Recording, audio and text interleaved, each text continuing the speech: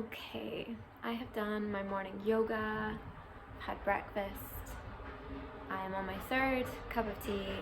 I have my boyfriend's doggy here. So let's talk books.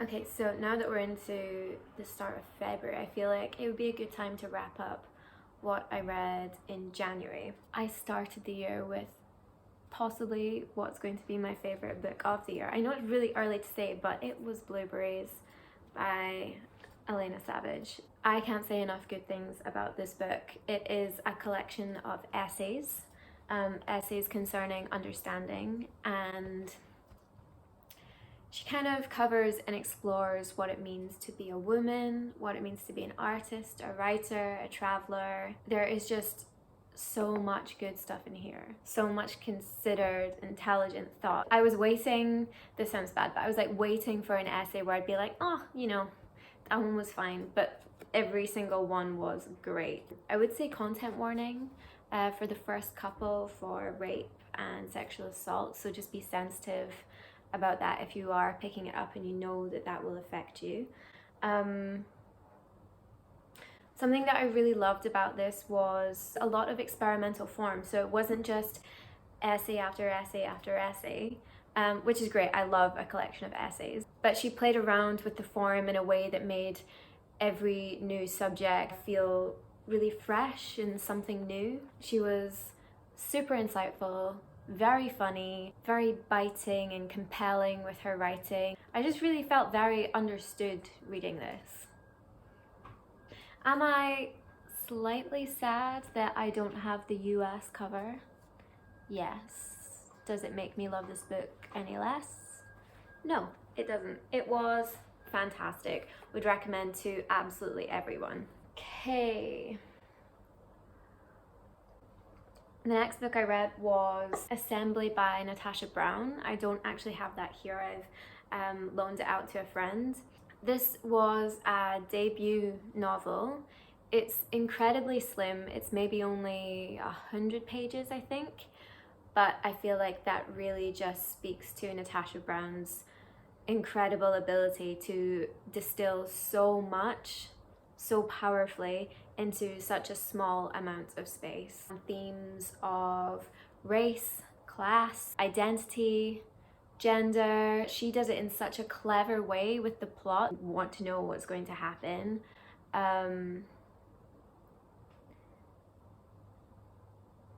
Again, some more experimental form.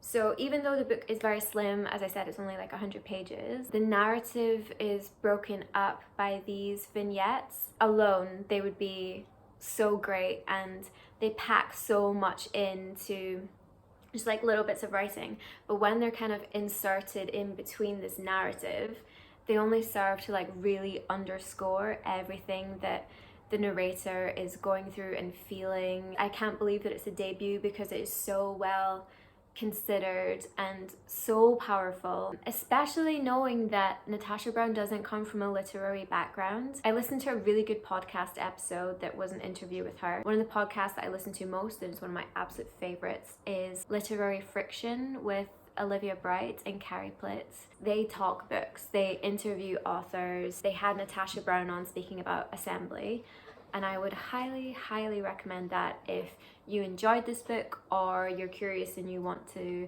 listen more about it before you dive in. The third book I read this month, again, I don't have it with me. I actually don't know where it is. I'm not that attached to it. It was Twelfth Night or What You Will by Shakespeare. Did I choose this to read for myself? No. Did I have to read it because I was writing a paper on it? Yes. I studied a lot of Shakespeare in school. I feel like there's so much to write about, and it is quite enjoyable to write about because there is so much there. Not my favorite play. It was kind of out with my usual reading, which is nice to do now and then. That was kind of one of my goals for this year, was to read something that I wouldn't usually or automatically pick up, to try and, you know, broaden the scope of what I'm consuming in literature. And that will always mean maybe taking in more stuff that I don't naturally like. Some Shakespeare in there this month was definitely a change of pace. Like I said, it wasn't my favorite Shakespeare play. Am I glad I read it? Sure. Am I the person that you want to hear speaking about Shakespeare? No, that is not me. What did I like about it? So I feel like my favorite kind of theme, the character of Viola, her repressed desires. I found her dialogue really interesting when she was inventing stories so that she could express how she feels without directly implicating herself in that. There was some really beautiful writing there. It's also got a lot of famous quotes. It's the coffee machine. Just wait a moment for that.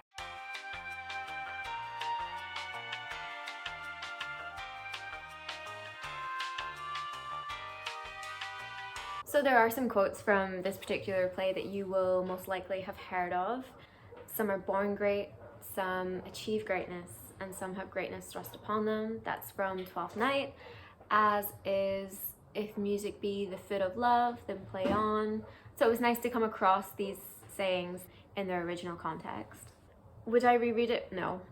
I don't want to sound like a little old lady, but I did listen to a BBC Three, I think it was, radio production of this play that starred David Tennant, and if that's your thing, then I would say have a listen. It was very, very well done. I think it was only maybe a couple of hours long, so they cut some scenes and some dialogue, but it works really, really well. Would recommend that if you like a radio play. It's a bit of a retro thing. I don't think that's something that a lot of us listen to these days, but it was a nice experience.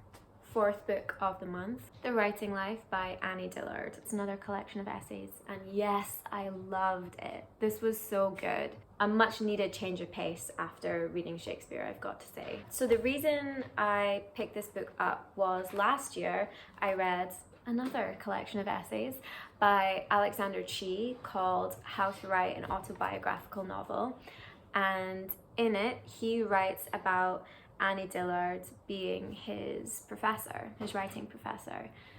And whilst I was reading it, I was like, she sounds like a badass. She sounds so cool. I've heard of her, but I've never read anything by her. And Alexander Chee's essays definitely convinced me that I needed to pick up something by her.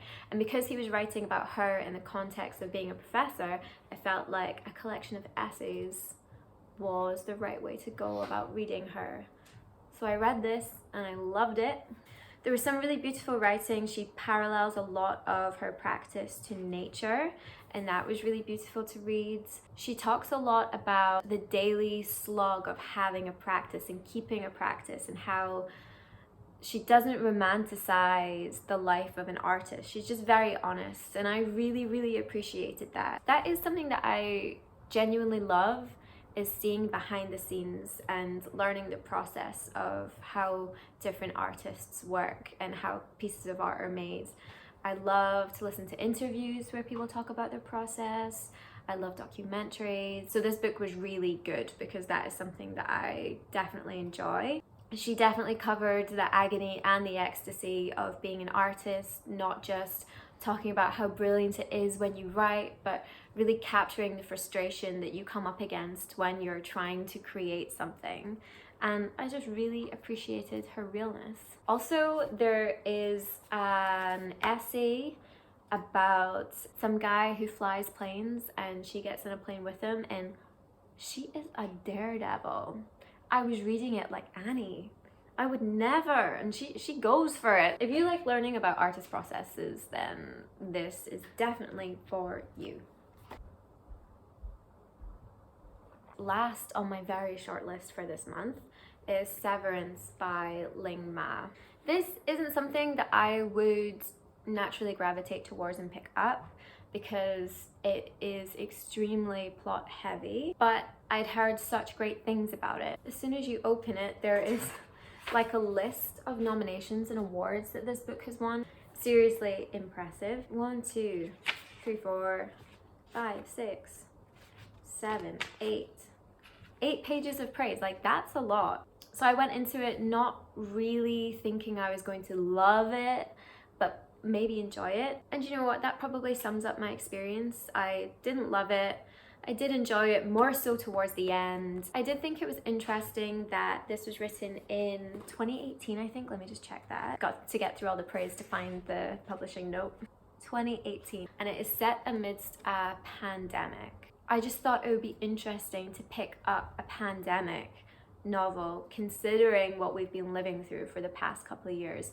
And there were some really eerie parallels between what Ling has written and what we have lived through. So that definitely was something that kept me engaged. The things that I enjoyed most weren't necessarily about the plot. It was more just learning about the protagonist. The chapters kind of flip between before, as she calls it, the end, and during, like after the end has happened and her living through this pandemic. And like, I don't want to give too much away because it is so plot heavy. Learning about her family and her relationships, just kind of learning more about who she is as a person, I found way more engaging than the plot. However, I would be careful about picking this up if like you've really spiraled over the pandemic and you don't want post-apocalyptic vibes.